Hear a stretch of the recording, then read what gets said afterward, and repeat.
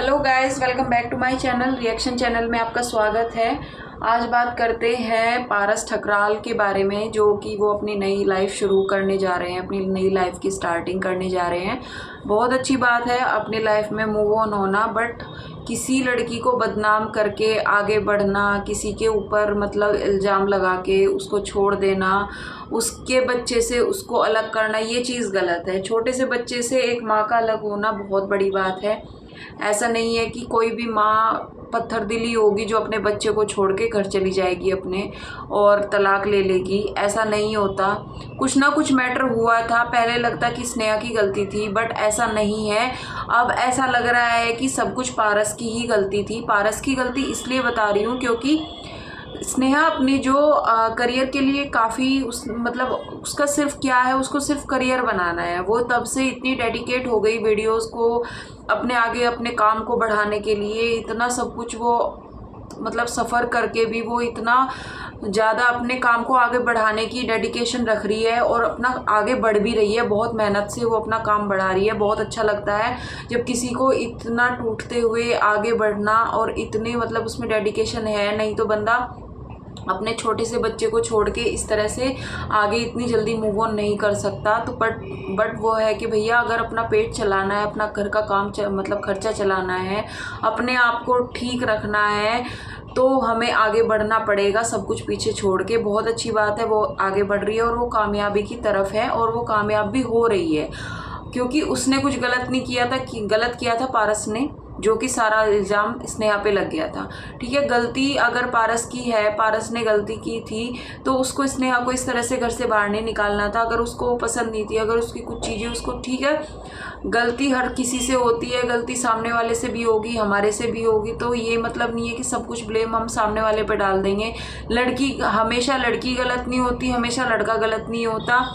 दोनों ही सिचुएशन में दोनों ही गलत हो सकते हैं। ऐसा कुछ नहीं है कि बस नहीं लड़की गलत है तो लड़की ने ही सब कुछ गलत काम किया है, लड़का गलत है तो सब कुछ लड़के ने किया है। तो गलती दोनों तरफ से होती है, ऐसा कुछ नहीं है। पर हमें ये रिश्ता ऐसा नहीं होता कि इस रिश्ते को हमें इतनी जल्दी ख़त्म कर देना चाहिए। चलो अच्छी बात है, अपना मूव ऑन कर गए, बहुत अच्छी बात है। बट सबसे पहले रीज़न क्या दिया पारस ने कि मैं जो शादी कर रहा हूँ मतलब अपने बच्चे की वजह से कर रहा हूँ, अपने मम्मी पापा की वजह से कर रहा हूँ। बहुत अच्छी बात है, तुम शादी कर रहे हो अपने बच्चे की वजह से कर रहे हो। हृदय को माँ चाहिए, माँ की ज़रूरत होती है बच्चे को टाइम पे, मतलब उसको माँ की ज़रूरत है। अरे भाई माँ की ज़रूरत है तो उसकी माँ को वापस ले आता। चलो जो भी गलती सलती हो गई थी उसकी माँ को वापस ले आता।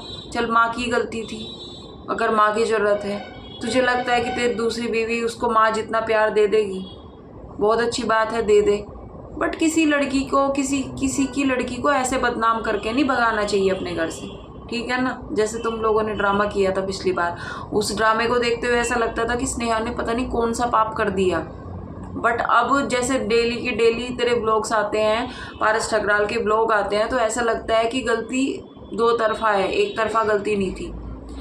जो तुम लड़की, जो तुम इंगेजमेंट कर रहे हो, जो तुम शादी वगैरह कर रहे हो, जो तुम्हारा चल रहा है ये नया, ये डेस्टिनेशन वेडिंग चाहता था, मैं तो डेस्टिनेशन वेडिंग चाहता था। मतलब भैया तुम्हारी दूसरी शादी हो रही है, तुम्हारा बच्चा बड़ा है, समझता भी होगा, तेरे पापा की शादी हो रही है, ऐसे शॉपिंग चल रही है, ऐसे फलाना चल रहा है, ऐसे। तो दूसरी लड़की अगर देख रही होगी, देखती तो होगी सारे में पारस की शादी का वीडियोस वगैरह कहीं ना कहीं आता तो होगा उसके पास में भी ना। उसको भी बोलते होंगे, जो तुम जिसको तुम जानते हो उसको ही वो जानती होगी, जो तुम्हारे जानने वाले होंगे वो उसके जानने वाले होंगे। तो मतलब किसी के साथ इतना वो नहीं करना चाहिए। फिर ऊपर से तुम अपने ब्लॉग में उसकी मतलब बेइज्जती भी करते रहते हो कि नहीं ऐसा नहीं है, दूसरा बंदे को हम अपने पे मतलब वो नहीं आने देंगे, हम अभी फेस रिवील नहीं करेंगे, हम अपना हमारी खुशियों को नज़र लग जाएगी, हम फलाना हो जाएंगे, ढिमकाना हो जाएंगे। दूसरे को क्यों सुनाते हो? तो किसी की लड़की को इतना भी दुखी नहीं करना चाहिए ना। जब अपनी खुद की लड़की, अपने घर की खुद की लड़की परेशान होगी तब समझ आता है ना कि लड़की परेशान होना क्या होता है। तो किसी को इस तरह से परेशान नहीं करना चाहिए। और डेस्टिनेशन ये वो फलाना ढिमकाना ये मत की बोला करो भाई ब्लॉग में, अच्छा नहीं लगता है। ये सब तब शोभा देता है जब पहली शादी होती है, दूसरी तीसरी चौथी शादी हो, ये सब चीज़ शोभा नहीं देती। तो तरीके से कर लो। अगर तुम्हें आगे मूव ऑन हो रहे हो तुम, बहुत अच्छी बात है, तुम अपनी लाइफ में आगे बढ़ रहे हो, उसने अपनी लाइफ में आगे बढ़ रही है, बहुत अच्छी बात है, आगे बढ़ो, खूब तरक्की करो। बट सबसे पहले जल्दी तुम्हें हुई शादी करने की, क्योंकि गलती तुम्हारी थी, तुम्हारा चक्कर था, तुम्हारे उस चक्कर की वजह से ही तुम दोनों के बीच में कुछ हुआ और फिर ये सब कुछ ड्रामा हो गया।